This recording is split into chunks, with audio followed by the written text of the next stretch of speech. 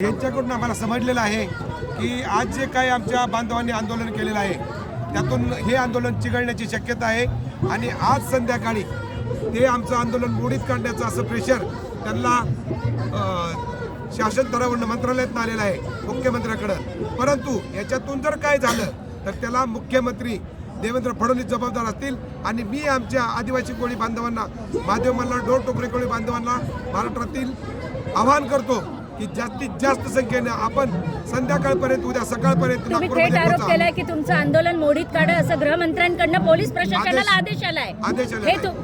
हे तुम्ही सूत्रानुसार खात्रीला एक सांगताय का? तुमच्या गृहमंत्र्याकडून आमचं आंदोलन मोडण्याचा आदेश आलेल्याशिवाय हे लोक आम्हाला जबरदस्ती गाडीमध्ये आता घालत नव्हते। आताच मीडियाने सगळं घेतलेलं आहे, आम्हाला जबरदस्ती गाडीमध्ये ते टाकत होते आणि ते सांगत होते की आम्हाला आदेश आहे।